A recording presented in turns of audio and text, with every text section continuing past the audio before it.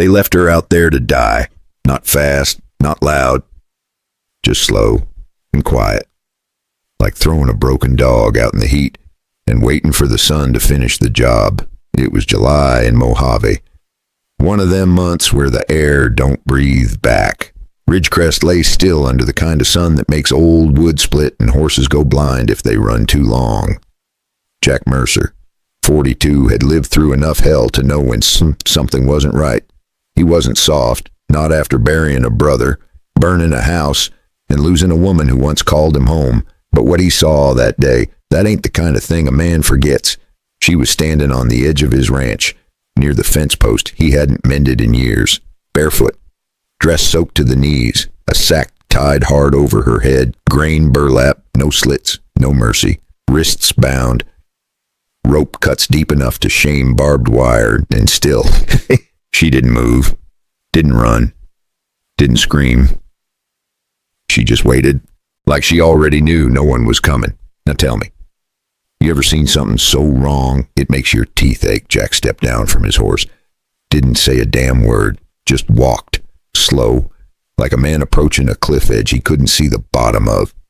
The girl whispered, voice so dry it cracked mid-syllable, "Please, take them off." Not loud, not dramatic, just empty, like the words were the last thing she owned. Jack's fingers, rough from fence posts and firewood, reached up to the knot. It was tied tight, with hate, took 3 whole minutes to undo. And when the sack dropped, what he saw underneath wasn't cursed. It was 19 years of someone else's cruelty. Wrapped in silence, Jack didn't ask her name. Didn't ask where she came from or what the hell happened. He just helped her up on the saddle, real gentle-like, and rode slow back to the cabin. The ride was quiet, but not awkward quiet. More like the kind of silence that shows up when two folks know they both seen too much. Back at the ranch, Jack poured her a tin cup of water. She drank it like it hurt, but she didn't spill a drop. He boiled a potato, left her the bigger half. Didn't say why, didn't need to. She sat near the fire, wrapped in one of his old blankets. Didn't speak for near 20 minutes. Jack didn't push. Hell, pushing ain't never helped nobody open up, not out here. Finally, she looked at him and said real soft, "They said if a man looked too long, he'd get cursed." Jack didn't blink. Doesn't sound like a curse.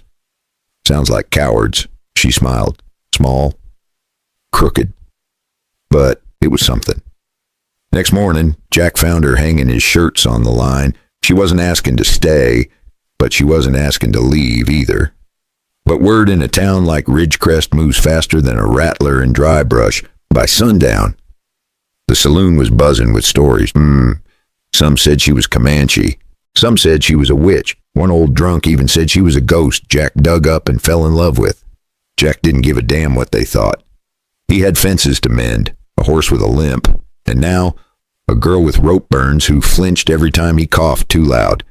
But that evening, things changed. 2 men on horseback came up the south road, didn't wave, didn't smile, just sat there looking at the house like it owed them something. Jack stepped onto the porch, shotgun still hanging on the rack above the door. Inside, the girl went still, hands shaking, eyes wide, like she recognized the smell of these men without even seeing them. They hadn't come to say hi, and Jack knew if they were here now, more would follow.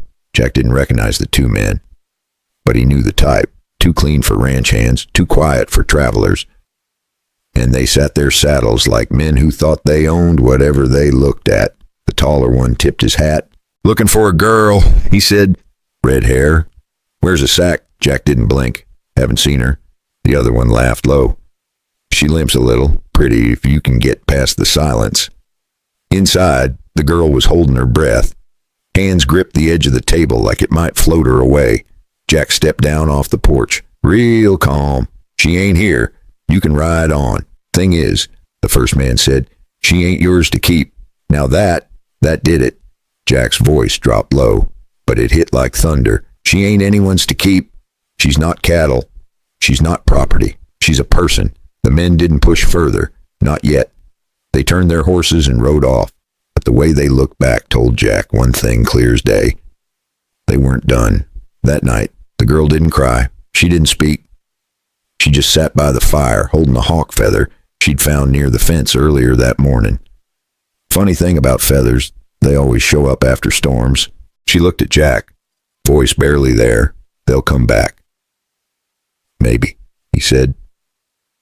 Next morning, she wasn't hiding. She was walking the fence line in Jack's old boots, shirt tucked in, like she belonged.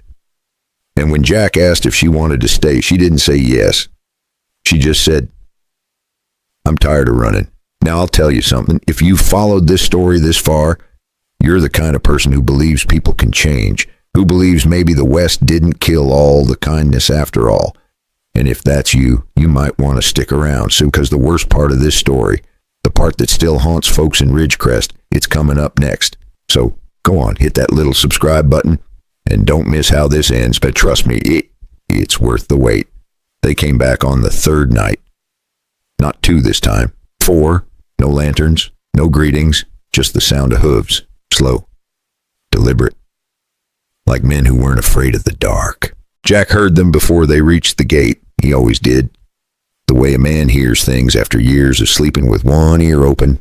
He stepped outside with the shotgun, didn't raise it, didn't need to, not yet.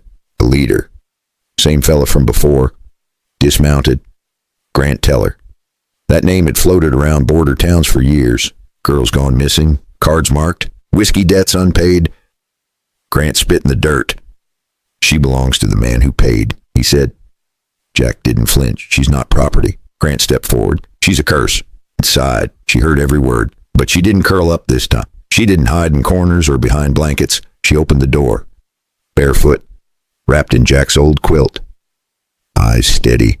You afraid of me? She asked. The other men turned, confused. Grant took a half step back before catching himself. You beat me, she said. You sold me. You left me in the dirt. Said I'd bring ruin, but look who's shaking now. Jack raised the shotgun, calm as sunrise. Now you'll ride out now, he said. And if I see you near this ranch again, you won't ride out at all. They didn't argue, didn't threaten, just turned their horses and disappeared into the dark. And when they were gone, she sat on the porch, not crying, just breathing like someone who hadn't in a long time. And Jack, he just sat beside her, didn't say much, didn't need to. After that night, things got quiet. Not the kind of quiet that comes from fear, but the kind you earn, the kind that settles in when storms pass and nothing breaks anymore. She didn't hide. She didn't flinch. She walked the fence lines at dawn like she owned the sun. And Jack, he didn't ask questions. He just watched, like a man who knew he was watching something heal. Then one day, a wagon came up the trail. Slow, tired. Inside was a woman, dress faded, shoes cracked, a child asleep on her lap. She stepped down, looked at the girl, and whispered, I was with you back in Texas, before they split us. The girl didn't cry. She just helped her down, cradled the child in her arms, and led them inside. That night, Jack didn't say much, just opened the barn door, pointed to the loft. There's room. And that's how it started. Not with fanfare, not with speeches, but with people who'd been thrown away. Deciding they weren't done, they fixed up the old south room. The new woman stitched quilts out of canvas and shirts. The girl planted herbs near the cotton tree. The kid sorted nails by size and sang when she thought no one heard. By spring, the town stopped whispering. Some folks waved. Some dropped off canned peaches. No one asked questions. She never wore the sack again. But one day, she pulled it from the drawer, walked to the edge of the pasture, and hung it from the fence. Let the wind take it. Didn't chase it. Didn't look back. Now, let me ask you this. How many folks you know been treated like less than dirt and still got up and kept going? How many got told they were cursed and still found the courage to be kind? Sometimes the strongest people ain't the loudest. They're the ones who don't ask permission to matter. They just do. And if her story hit something in you, if it made you think of someone who survived more than they should have had to, go on and hit that like button. Maybe even subscribe. Because out here in the West, We don't bury people in silence. We tell their stories. And maybe, just maybe, you'll stick around for the next ones.